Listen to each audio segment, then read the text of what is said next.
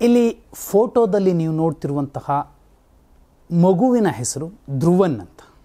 5 ತಿಂಗಳು. ಅಮ್ಮನ ಮುಖ ನೋಡಿದ್ರೆ ಎಲ್ಲ ಮಕ್ಕಳು ಕೂಡ ಕಿಲ ಕಿಲ ನಗ್ತವೆ. ಈ ಮಗು ಕೂಡ ಅಮ್ಮ ಅಂದರೆ ತುಂಬ ಇಷ್ಟಪಡ್ತಿತ್ತು. ಹಾದಿ ಬೀದಿಲಿ ಯಾರೇ ಎತ್ಕೊಳ್ಳೋಕೆ ಹೋದರೂ ಕೂಡ ಆ ಮಗು ಅಮ್ಮನ ಕೈಯಿಂದ ಹೊರಗೆ ಬರ್ತಿರಲಿಲ್ಲ. ಒಂದು ವೇಳೆ ಅಪ್ಪನ ತೋಳಲ್ಲಿದ್ದರೆ ಬೇರೆಯವ್ರ ಹತ್ರ ಹೋಗ್ತಿತ್ತು, ಆದರೆ ಅಮ್ಮನ ತೋಳೇರಿದ ಕೂಡಲೇ ಬೇರೆ ಕಡೆ ಬರ್ತಿರಲಿಲ್ಲ. ಆದರೆ ಈ ಮಗು ಇದೇ ನವೆಂಬರ್ 2ನೇ ತಾರೀಕು ತುಂಬ ಅನುಮಾನಾಸ್ಪದ ಅನ್ನೋ ರೀತಿಯಲ್ಲಿ ಸಾವನ್ನಪ್ಪಿತ್ತು.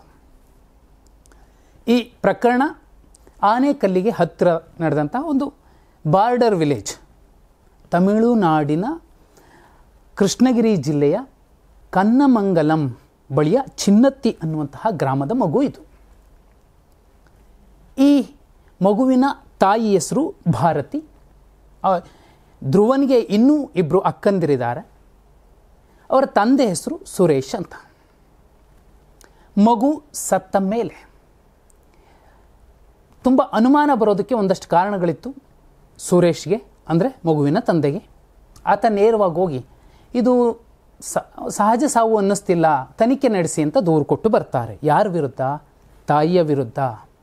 ಯಾವ ತಾಯಿಯ ತೋಳಲ್ಲಿದ್ದರೆ ಬೇರೆ ಕಡೆ ಬರಲ್ಲ ನಾನು ಅಂತ ಗೋಳಿಡ್ತಿತ್ತು ಧ್ರುವನ್ನು, ಅಥವಾ ಹಠ ಮಾಡ್ತಿದ್ದ, ಅಂತಹ ಮಗುವನ್ನು ತಾಯಿ ಭಾರತಿ ಯಾಕೆ ಕೊಂದಿರಬಹುದು, ಅಥವಾ ತಾಯಿ ಭಾರತಿ ಮತ್ತೇನಾದರೂ ಮಾಡಿರಬಹುದಾ ಅನ್ನೋ ಅನುಮಾನದ ಮೇಲೆ ತನಿಖೆ ಮಾಡೋದಕ್ಕೆ ಒಂದಷ್ಟು ಕಾರಣಗಳಿತ್ತು. ಅದರಲ್ಲೊಂದು ಆಕೆಯ ತೋಳಿನ ಬಳಿ ಸುಮಿ ಅನ್ನುವಂಥ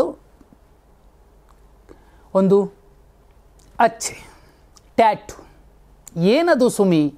ಸುಮಿ ಅಂದರೆ ಹೆಣ್ಮಕ್ಳ ಹೆಸರು ಇರಬಹುದು, ಗಂಡು ಮಕ್ಳ ಹೆಸರು ಇರಬಹುದು. ಫೋನ್ ಕೂಡ, ಯಾಕಂದರೆ ಇದೇ ಸುರೇಶ್ ಮತ್ತು ಭಾರತಿ ಇಬ್ಬರಿಗೂ ಮದುವೆ ಆದಮೇಲೆ 3 ಮಕ್ಕಳಾದಮೇಲೆ ಒಂದು ದೊಡ್ಡ ಜಗಳ ಆಗುತ್ತೆ ಒಂದು ಆರೋಪದ ಕಾರಣಕ್ಕೆ. ಅದು ಸುರೇಶ್ ಅವರು ಆರೋಪ ಮಾಡೋದು. ಆಕೆ ಸರಿಯಿಲ್ಲ, ಬೇರೆ ಗಂಡಸರ ಜೊತೆ ಏನೋ ವ್ಯವಹಾರ ಮಾಡ್ತಿದ್ದಾಳೆ ಅಂತಲ್ಲ, ಒಂದು ಯುವತಿಯ ಜೊತೆಯಲ್ಲಿ ಅತಿಯಾದ ವ್ಯವಹಾರ ಯಾಕೆ ನಡೀತಿದೆ ಅನ್ನೋ ಅನುಮಾನದ ಮೇಲೆ ಅವರು ಪ್ರಶ್ನೆ ಮಾಡ್ತಾರೆ. ಗಲಾಟೆ ಮಾಡಿಕೊಂಡು ಆ ಭಾರತಿ ಅವರ ತವರು ಮನೆಗೆ ಹೋಗ್ತಾಳೆ. ತವರು ಮನೆಗೆ ಹೋದಾಗ ಪಂಚಾಯಿತಿ ಮಾಡಿಕೊಂಡು ಅವರನ್ನು ಕೂಡ ಕುಂತಮಾರನಪಲ್ಲಿ ತವರು ಮನೆ, ಸುಮಾರು ಒಂದು 15-20 ಕಿಲೋಮೀಟ್ರ್ ವ್ಯತ್ಯಾಸ ಚಿನ್ನತ್ತಿಯಿಂದ.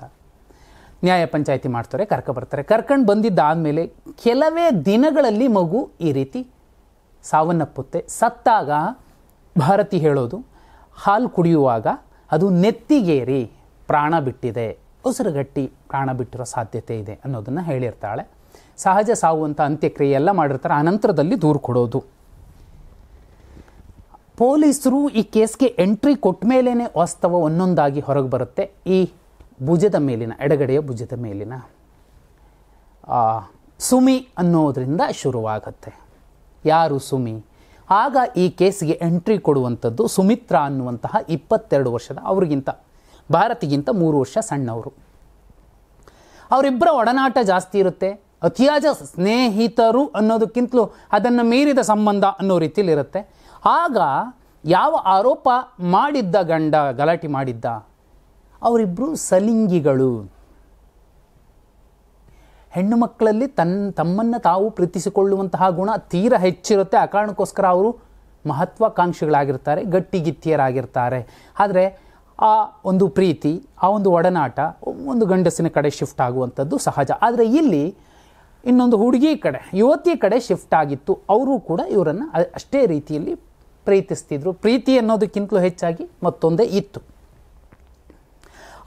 ಯಾಕೆ ಈ ಥರ ಮಾಡ್ತಿದ್ಯಾ, ನಿಂಗೆ 3 ಮಕ್ಕಳಿದ್ದಾರೆ, ಈಗಲೂ ಯಾಕೆ ಹಿಂಗೆ ಮಾಡ್ತಿದ್ಯಾ, ಅದೇನೋ ಇದ್ದರೆ ಇದ್ದು ಬಿಟ್ಬಿಡು, ಇನ್ನು ಮೇಲೆ ಹಿಂಗೆ ಇರೋದು ಬೇಡ, ನಾವು ಚೆನ್ನಾಗಿರೋಣ, 2 ಹೆಣ್ಮಕ್ಳು 1 ಗಂಡು ಮಗು ಚೆನ್ನಾಗಿದೆ, ಆರಾಮಾಗಿರೋಣ, ಧ್ರುವನ್ ಎಷ್ಟು ಚೆನ್ನಾಗಿದ್ದಾನೆ ನಮ್ಮ ಮಗ ಅಂತ ಮಾತಾಡ್ಕೊಂಡು ಏನೋ ಆದರೆ ಈ ಜಗಳ ಎಲ್ಲಿಗೆ ಬಂತು ಅಂದರೆ ತೀರಾ ತವ್ರ ಮನೆಗೆ ಹೋಗೋ ಮಟ್ಟಿಗೆ.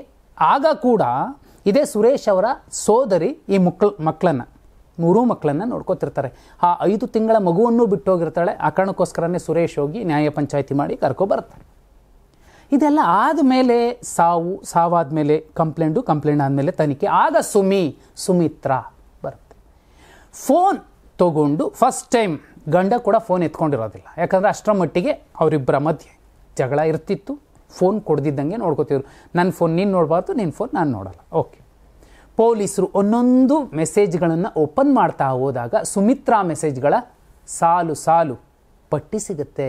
ಮಾಮೂಲಿ ಇಬ್ಬರು ಪ್ರೇಮಿಗಳು ಯಾವ ರೀತಿ ವ್ಯವಹರಿಸ್ತಾರೋ ಆ ರೀತಿ ಸುಮಿತ್ರಾ ಮತ್ತು ಭಾರತಿ ವರ್ತಿಸ್ತಾ ಇದ್ರು.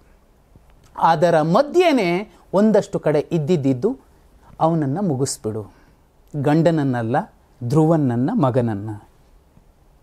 ಸುಮಿತ್ರಾ ಹೇಳಿದ ಕಾರಣಕ್ಕೇನೆ ತಾಯಿ ಪಾರ್ವತಿ ಮಗನನ್ನು ಉಸಿರುಗಟ್ಟಿಸಿ ಕೊಂದಿದ್ದಾಳೆ. ಕೆಟ್ಟ ತಾಯಂದಿರು ಈ ಜಗತ್ತಲ್ಲಿ ಇರೋದಿಲ್ಲ ಅಂತ ಬಹುಪಾಲು ಸಂದರ್ಭಗಳಲ್ಲಿ ಹೇಳ್ತೀವಿ, 99% ಇರೋದಿಲ್ಲ, ಯಾರೋ ಒಂದು ಇರ್ತಾರೆ. ಆದರೆ ಇಲ್ಲಿ ಭಾರತಿ ಯಾರೋ ತನ್ನ ಗೆಳತಿ ಹೇಳಿದ್ಲು ಅನ್ನೋ ಕಾರಣಕ್ಕೋಸ್ಕರ ತನ್ನ 5 ತಿಂಗಳ ಕಂದಮ್ಮನನ್ನು, ಸದಾ ನಗ್ತಿದ್ದಂತಹ ಅಮ್ಮನನ್ನು ಬಿಗದಪ್ಕೊಂಡಿರ್ತಿದ್ದಂತಹ ಆ ಪುಟ್ಟ ಜೀವ, ಅದಕ್ಕೆ ತಪ್ಪು ಒಪ್ಪುಗಳೇನೂ ಗೊತ್ತಿಲ್ಲ, ಯಾಕೆ ನಮ್ಮಮ್ಮ ಹೀಗೆ ಮಾಡಿದ್ಲು ಗೊತ್ತಿಲ್ಲ, ಯಾಕೆ ಜನ್ಮ ಕೊಟ್ಲು ಅನ್ನೋದು ಗೊತ್ತಿರೋದಿಲ್ಲ, ಸೆಕೆಂಡ್ರಿ. ಆ ಮಗು ನಿರ್ದಯವಾಗಿ ಸಾವನ್ನಪ್ಪಿದೆ. ಈಗ ಪೊಲೀಸರು ಇಬ್ಬರನ್ನೂ ಕೂಡ ಅರೆಸ್ಟ್ ಮಾಡಿದ್ದಾರೆ. ಇಡೀ ಪ್ರಕರಣದಲ್ಲಿ ಹೆಣ್ಣು ಮಕ್ಕಳ ಸಮಸ್ಯೆ, ಮಾನಸಿಕ ಸಮಸ್ಯೆಗಳು, ಯಾವಾಗ ಅವರು ಗಂಡನನ್ನೂ ಬಿಟ್ಟು ಮತ್ತೊಂದು ಯುವತಿಯ ಕಡೆಗೆ ಒಂದು ಅಭಿಮಾನ, ಪ್ರೀತಿ, ಕಾಳಜಿ, ಕಳಕಳಿ ಎಲ್ಲವನ್ನೂ ಮೀರಿದ್ದೇನೋ ಮತ್ತೊಂದು ಇಟ್ಕೊಳ್ತಿದ್ದಾರೆ ಅಂದರೆ ಅವರಿಗೆ ಮಾನಸಿಕ ಆರೋಗ್ಯ ಹದಗೆಟ್ಟಿರುವ ಸಾಧ್ಯತೆ ಇರುತ್ತೆ. ಅಂತಹ ಸಂದರ್ಭದಲ್ಲಿ ಅವರಿಗೆ ಒಂದು ಸಲಹೆ, ಸಮಾಲೋಚನೆಗಳನ್ನು ಕೊಡಿಸ್ಬೇಕಾಗತ್ತೆ. ಅದು ಮೀರಿಯೂ ಕೂಡ ತನ್ನದೇ ಕರುಳ ಕುಡಿಯನ್ನು ಒಂದು ತಾಯಿ ಇಲ್ಲಿ ಉಸಿರುಗಟ್ಟಿಸಿ ಕೊಂದಿರುವಂತಹ ಪ್ರಕರಣ ನಿಜಕ್ಕೂ ದಾರುಣ. ಆ ಮಗುವಿನ ಆ ಬೀದಿಯ ಜನ ಹೇಳುವಂಥದ್ದು, ತಮಿಳಿನ ಬಹುಪಾಲು ಪತ್ರಿಕೆಗಳು, ಯೂಟ್ಯೂಬರ್ಸ್ ಮಾತಾಡಿದ್ದಾರೆ, ಅಕ್ಕಪಕ್ಕ ಬೀದಿಯವರು ಆ ಮಗುವನ್ನು ನೋಡೋದಕ್ಕಿಂತ ಹೆಚ್ಚಾಗಿ ಆ ತಾಯಿ ಮಗು ಎಷ್ಟು ಅಮ್ಮನನ್ನು ಪ್ರೀತಿಸ್ತಿತ್ತು, ಅಂತಹ ಅಮ್ಮ ಇವತ್ತು ಆ ರೀತಿ ಉಸಿರುಗಟ್ಟಿಸಿ ಕೊಂದಿದ್ದಾಳಲ್ಲ ಅಂತ ಆ ತಾಯಿಯ ವಿರುದ್ಧ ಬೈಕೋತಿದ್ದಾರೆ. ಮತ್ತು ಆಕೆಗೆ ಹಿಡಿ ಶಾಪ ಹಾಕ್ತಿದ್ದಾರೆ.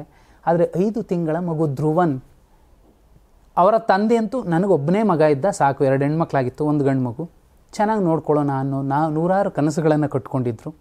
ಹೆಂಡತಿಯ ಈ ವಿಚಾರ ಗೊತ್ತಿದ್ರೂ ಕೂಡ ಬಿಡಪ್ಪ, ಯಾವುದೋ ಯುವತಿ ಜೊತೆಲಿ ತಾನೇ, ಗಂಡಸ್ರಲ್ವಲ್ಲ ಅನ್ನೋ ಮಟ್ಟಿಗೆ ಧಾರಾಳತನದಿಂದಲೂ ಇದ್ದಂತಹ ಸಂದರ್ಭದಲ್ಲಿ ಹಾದಿ ಬೀದಿಲಿ ಯಾರಾದರೂ ಅಂದಾಗ ಸ್ವಲ್ಪ ರೇಗ್ತಿತ್ತು, ಬಂದು ಗಲಾಟೆ ಮಾಡ್ತಿದ್ದ. ಆದಾಗ್ಯೂ ಎಲ್ಲವನ್ನ ಸಹಿಸಿಕೊಂಡು ಸುಮ್ಮನಿದ್ದ ಸುರೇಶ್ ಕೊನೆಗೂ ಕಂಪ್ಲೇಂಟ್ ಕೊಟ್ಟ ಮೇಲೆ ಸತ್ಯ ಹೊರಗೆ ಬಂದಿದೆ. ಧ್ರುವನ್ ಸಾವು ನಿಜಕ್ಕೂ ದಾರುಣ. ಆದರೆ ಈಗ ಸುಮಿತ್ರಾ ಯಾಕೆ ಕೊಲ್ಲೋದಕ್ಕೆ ಹೇಳಿದ್ಲು ಅನ್ನುವ ತನಿಖೆಗಳು ನಡೀತಿದ್ದಾವೆ.